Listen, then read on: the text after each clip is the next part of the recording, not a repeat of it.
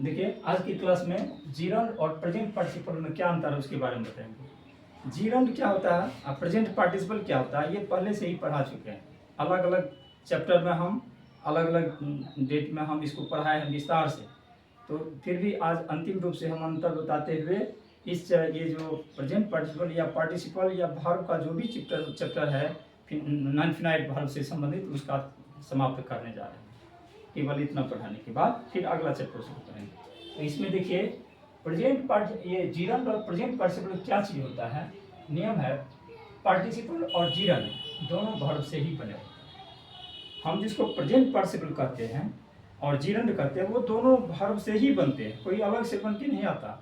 एक ही वर्ब को हम दोनों रूप दे करके दोनों रूप में हम अलग अलग ढंग से अलग अलग अर्थ में प्रयोग कर सकते हैं और देखने में एक ही जैसा लगेगा लेकिन उसका काम और अर्थ अलग अलग हो जाएगा। इसको थोड़ा ध्यान से देखिए। अर्थात किसी वर्ब के अंत में आईएनजी जोड़कर जीरंड और प्रेजेंट पार्टिसिपल बनाते हैं, जीरंड और पार्टिसिपल बनाते हैं।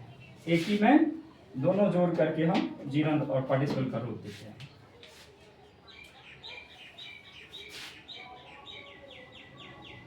बनाते हैं जैसे देखिए वर्ब प्लस आईएनजी, ये भी हुआ जीरंड। एग्जाम्पल द्वारा समझिए, आई लाइक रीडिंग इंग्लिश, मैं अंग्रेजी या मैं इंग्लिश पढ़ना पसंद करता हूँ। आई लाइक है मैं इंग्लिश पढ़ना पसंद करता हूँ, पसंद करता हूँ। क्या कहता है, मैं इंग्लिश पढ़ना पसंद करता हूँ। तो वर्ब प्लस आईएनजी, वर्ब के अंत में आईएनजी लगा करके आप जीरंड बनाए और इसको आई लाइक रीडिंग इंग्लिश, मैं इंग्लिश पढ़ना पसंद करता हूँ, बन गया। वर्ब प्लस आईएनजी सेम चीज़ है। इसका प्रेजेंट पार्टिसिपल के रूप में प्रयोग कैसे कर रहे हैं, आई एम रीडिंग इंग्लिश, मैं अंग्रेजी पढ़ रहा हूँ। अब इसके दोनों के बीच जो भेद है, अंतर है, इस सूक्ष्म अंतर को समझिए। क्या कहता है, आई लाइक रीडिंग इंग्लिश, यहाँ अंग्रेजी, यहाँ रीडिंग का अर्थ होता है पढ़ना। रीडिंग का क्या अर्थ होता है, पढ़ना। तो देखिए मैं अंग्रेजी पढ़ना पसंद कर रहा हूँ, यहाँ पढ़ना मात्र है, इसका अर्थ होता है कि इंग्लिश पढ़ नहीं रहा हूँ।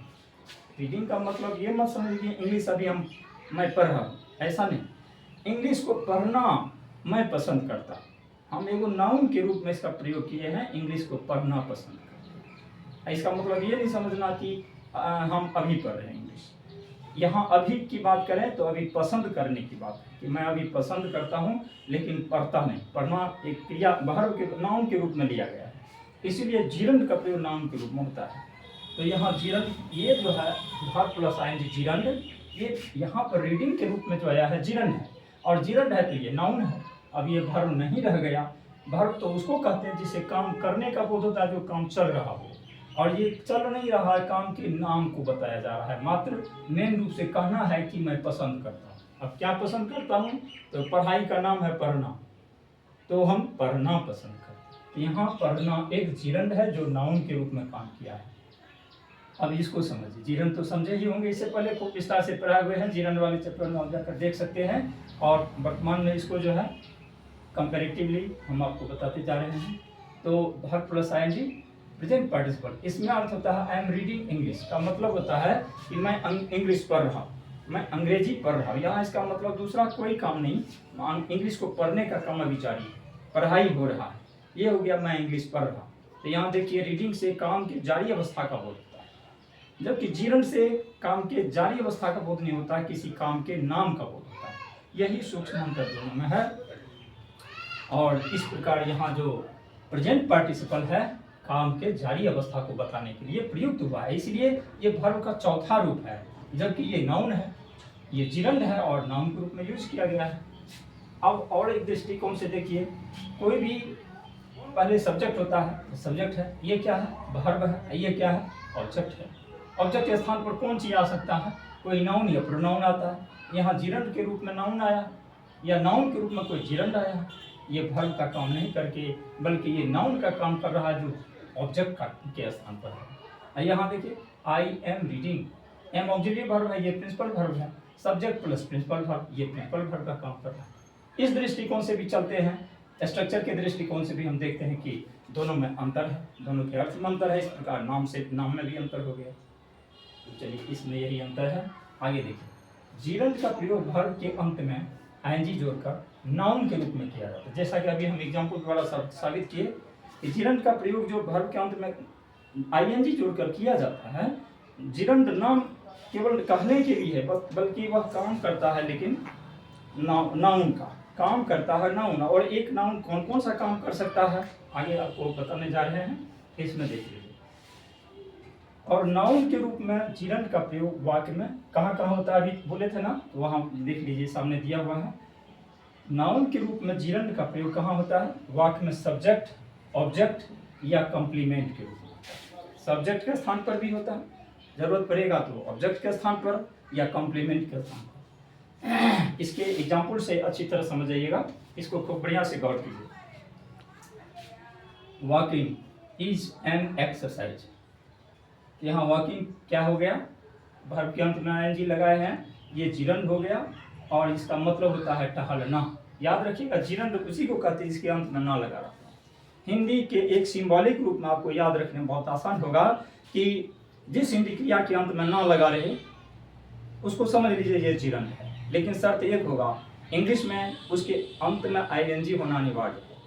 पढ़ना, रीडिंग, हम आईएनजी जो है इसको हटा दीजिए, टू रीड लिख दीजिए, तो टू रीड भी यही अर्थ देता है। पढ़ना का दो इंग्लिश हो गया, टू रीड कहिए या रीडिंग कहिए, दोनों सेम हो गया, लेकिन दोनों का नाम अलग हो गया।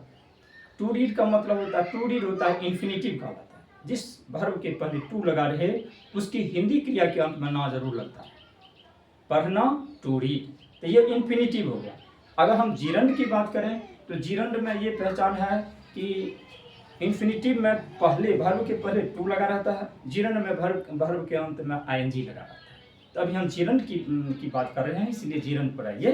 तो पढ़ना, तो इसका भी हम सेम अर्थ में कह सकते हैं, सेम स्टाइल में कह सकते हैं कि जिस हिंदी क्रिया के अंत में ना लगा रहे तो उसकी इंग्लिश क्रिया के अंत में एनजी लगा रहे तो समझिए वही जीरंड है इंग्लिश में।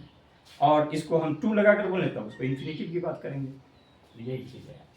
Walking is an exercise, walking क्या है, टहलना। और जब ये जीरंड हो गया, नाउन के स्थान पर आया है, तो ये सब्जेक्ट के स्थान पर आया है और ये नाउन का काम कर रहा है। तो वॉकिंग इज एन एक्सरसाइज, टहलना एक व्यायाम है।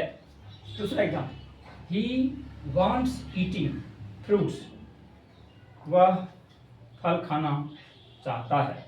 तो यहाँ क्या है, वह क्या खाना चाहता है, फल खाना चाहता है।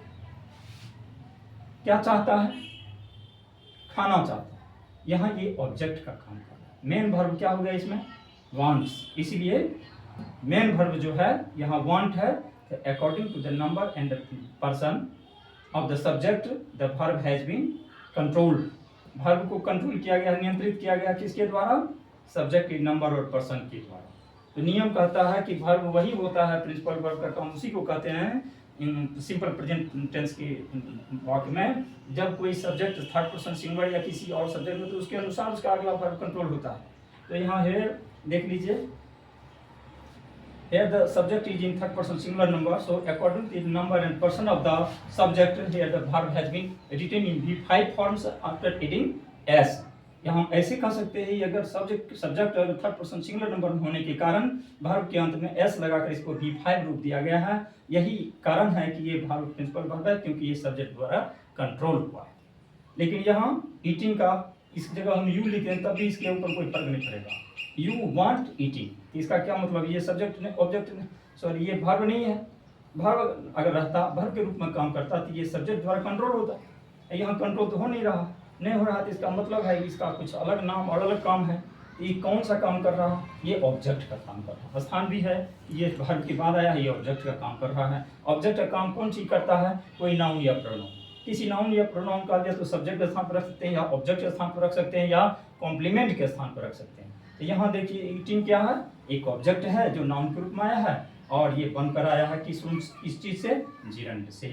तो आप देख लीजिए, ये जीरंड हो गया, यहाँ ये जीरंड हो गया, ये भी जीरंड हो गया। दोनों ये जीरंड को हम दो जगह कैसे प्रयोग, यहाँ सब्जेक्ट के रूप में प्रयोग किए हैं वॉकिंग। यहाँ देख लीजिए, ही वांट्स ईटिंग, यहाँ ईटिंग क्या है, ऑब्जेक्ट के रूप में प्रयोग हुआ है। तो अभी हमने जैसा कि कहा कि एक जीरंड का प्रयोग सब्जेक्ट के स्थान पर, ऑब्जेक्ट के स्थान पर या कॉम्प्लीमेंट के स्थान पर कर सकते हैं।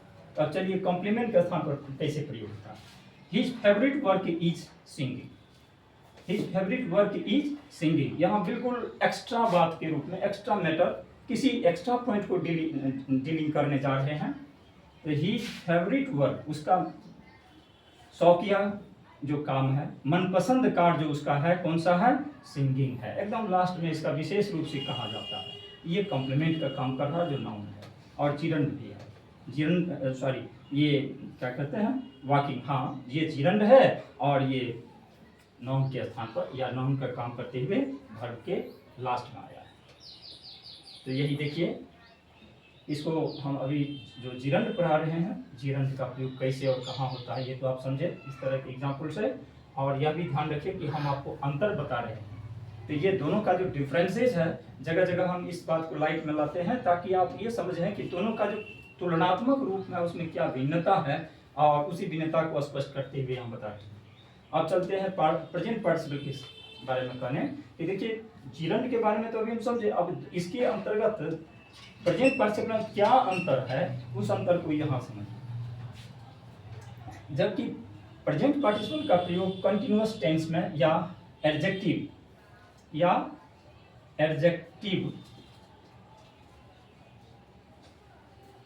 के रूप में होता है। प्रेजेंट पार्टिसिपल का प्रयोग किस रूप में होता है? प्रेजेंट पार्टिसिपल का रूप किसी कार्य के जारी अवस्था को बताने के लिए होता है, या एडजेक्टिव या गुण, किसी वस्तु के गुण या उसके गुण या गुण को बताने के लिए होता है, मेरिट और डिमेरिट को बताने के लिए होता है।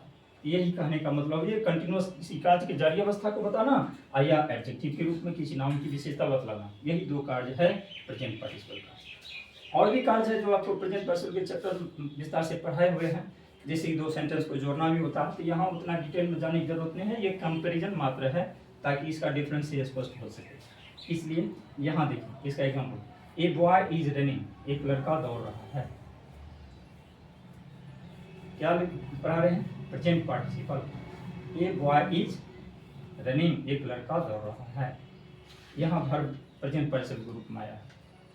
I saw a running train, ये वर्ब का काम कर रहा है। ये क्या काम कर रहा है? वर्ब का। यहाँ देखिए ये एडजेक्टिव का काम कर रहा है। I saw a running train, मैंने गाड़ी देखी, मैंने ट्रेन देखी। और ट्रेन कैसी थी? चलती हुई। तो मैंने एक चलती हुई ट्रेन देखी थी, यही वर्ब रनिंग है। यहाँ दोनों का मीनिंग भी अलग हो रहा है। एक लड़का दौड़ रहा है और एक चलती हुई गाड़ी, यानी दौड़ती हुई गाड़ी, चलती हुई गाड़ी को देखा। तो यहाँ रनिंग क्या हो गया?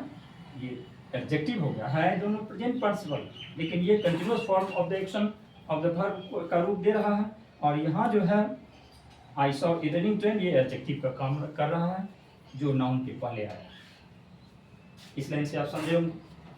आगे देखिए, यू आर लर्निंग इंग्लिश, यहाँ वर्ब है। लर्निंग क्या है? प्रिंसिपल वर्ब है। ये क्या है? एक फ्लाइंग बर्ड फॉल डाउन, एक उड़ती हुई चिड़िया गिर पड़ी। यहाँ बर्ड है सब्जेक्ट, कौन गिरे? चिड़िया गिरी। अब उसके पहले ए फ्लाइंग कौन सी आ गया? ए फ्लाइंग माने एक उड़ती हुई पक्षी गिर पड़ी। यहाँ चिड़िया की विशेषता है फ्लाइंग बर्ड, इसलिए देखिए एडजेक्टिव है। ये फ्लाइंग क्या है? एडजेक्टिव का काम किया है। और ये प्रेजेंट पार्टिसिपल भी है जो सब्जेक्ट के स्थान पर तो आया है, लेकिन वास्तव में सब्जेक्ट वर्ड है, उसके पहले ही उसकी विशेषता बतलाने के लिए उससे पहले प्रयोग किया गया है फ्लाइंग का। यहाँ देखिए, going to market I bought a pen, इसको कंबाइन करके भी दिखा दिया है। बाजार जाकर मैंने कलम खरीदी।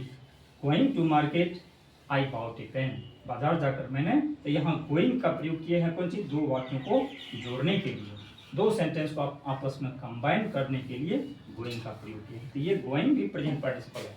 इससे ये अर्थ नहीं होता कि जा रहा है, इससे यह अर्थ होता है जाकर।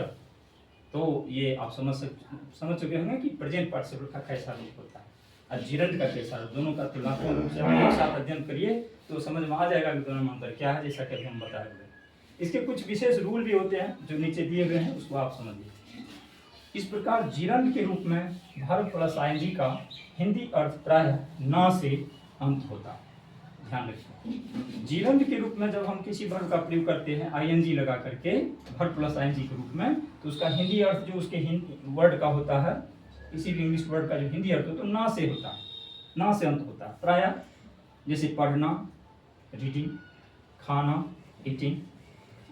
पढ़ना उसका कर्तव्य है, रीडिंग इज हिज ड्यूटी। यह रीडिंग का अर्थ क्या होगा, पढ़ना, ना लगा रहता है।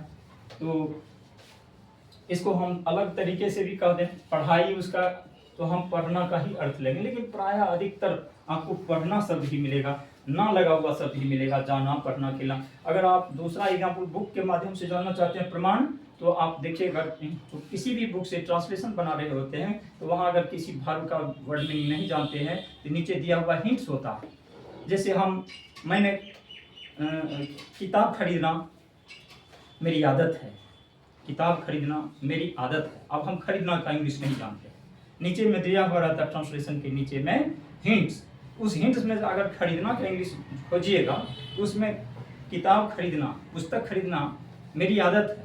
To buy a book is my habit. आप जानिएगा तो डायरेक्ट बना लीजिएगा। अगर मान लीजिए खरीदना शब्द का इंग्लिश आपको पता नहीं है और ट्रांसलेशन में नीचे दिया हुआ है हिंट्स, तो हिंट्स में आप देखिएगा तो लिखा रहेगा पुस्तक खरीदना, तो खरीदना का इंग्लिश रहेगा टू बाय। क्या लिखा रहेगा, टू बाय। ये टू बाय क्यों लगा रहता है, आप यूज करते समय वाक्य में क्या करिएगा, टू बाय। बाय को तो ले लीजिएगा और टू को साथ उसी जगह छोड़ देते हैं, लेकिन इस पर कभी डिस्कस भी नहीं करते लड़का, और न कभी सर लोग इस चीज़ का एक्सप्लानेशन करते हैं प्रायः कि यहाँ टू क्यों छोड़ दिया गया और टू क्यों लगा हुआ। तो यही चीज़ अभी आपको समझा रहे हैं। ये जो वर्ब से पहले टू लगा रहता है ये इन्फिनिटिव का रूप है। टू हटा दीजिए तो उसका अर्थ स्पष्ट हो जाएगा, काम के लायक हो जाएगा। पढ़ना, तो वहाँ पर टू रीड ठीक है, कहेंगे वह पढ़ रहा है। अब वहाँ पर वह पढ़ रहा था, ही इज रीडिंग कहेंगे, इसके लिए हमको टू हटाना ही पड़ेगा। रीडिंग मात्र लेंगे तो जरूरत पर हम उठा लेते हैं और बाकी छोड़ देते हैं, तो ये इन्फिनिटिव की बात होगी। इसी प्रकार से जीरंड जो होता है आईएनजी लगा करके जो लिखा जाता है तो उसका आईएनजी फॉर्म जो होता है वह जीरंड का सूचक है। इस प्रकार जीरंड के रूप में भर प्लस आईएनजी का हिंदी अर्थ प्राय ना से, जैसा इन्फिनिटिव वाले में अभी बताया ना, उसका भी ना से ही होता है, जीरंड का भी ना से ही होता है। जैसे पढ़ना, रीडिंग, खाना, ईटिंग। अगर हम चाहें इन्फिनिटिव के रूप में बताने के लिए आईएनजी हटाइए, इसके प्लस टू लगाइए और मीनिंग दोनों का सेम होगा, पढ़ना, टू रीड, खाना, टू ईट। तो आपको एक साथ आपको कभी कभी इन्फिनिटिव का भी टॉपिक सामने रख देते हैं ताकि ये उसको भी आप समझते रहें। जबकि प्रेजेंट पार्टिसिपल का कंटिन्यूअस फॉर्म रहा, रही के रूप का, अब हिंदी में चलते हैं पहचान के लिए, तो कंटिन्यूअस फॉर्म में जब हम प्रयोग करते हैं किसी प्रेजेंट पार्टिसिपल का तो उसका हिंदी अर्थ नाम से नहीं होता है, इसका हिंदी अर्थ होता रहा, रही, ऐसे शब्दों से अंत होता है हिंदी का। जैसे गोइंग जा रहा, ईटिंग खा रहा, जैसे आई एम ईटिंग मैं खा रहा हूँ, प्लेइंग वह खेल रहा है, ही इज प्लेइंग। तो यहाँ रहा, रही के सेंस में प्रेजेंट पार्टिसिपल के रूप में जब प्रयोग करते हैं V+4 का प्रयोग, तब उसको इस अर्थ में प्रयोग करते हैं, रहा, रही के अर्थ में। अब इसी तरह से एडजेक्टिव के रूप में प्रेजेंट पार्टिसिपल का अर्थ इस प्रकार होता है, रनिंग, वॉक। एडजेक्टिव रूप में आप देख लीजिए, वर्ब के अंत में जी लगा करके बोलते हैं, रनिंग दौड़ता हुआ लड़का, मूविंग क्या है, मूविंग फैन घूमती हुई या चलती हुई पंखा। तो इस प्रकार से वर्ब जिसको प्रेजेंट पार्टिसिपल कहते हैं कैसे एडजेक्टिव के रूप में काम करता है, कैसे वाक्यों को जोड़ता है, कैसे एक एडजेक्टिव किसी continuous form of the action का बोध कराता है, ये सारी चीज़ आपको इस चैप्टर में पढ़ने को मिला। और हमको लगता है कि जीरंड और प्रेजेंट पार्टिसिपल के बीच क्या अंतर होता है ये चीज़ आप अच्छी तरह से समझे होंगे। आज की क्लास में बस इतना ही। आपको मालूम हो कि ये जो वर्ब का चैप्टर नॉन फिनाइट के रूप से शुरू हुआ था, वर्ब के दो भेद फिनाइट और नॉन फिनाइट, उसमें नॉन फिनाइट पे दूसरा भेद है, वहाँ से जो शुरू किए थे, कई दिनों से लंबे अरसे से चल रहा था ये चैप्टर। आज ये चैप्टर पूर्ण हुआ, फिर अगले दिन आपको नए चैप्टर के साथ मिलेंगे। आज की क्लास में बस इतना है।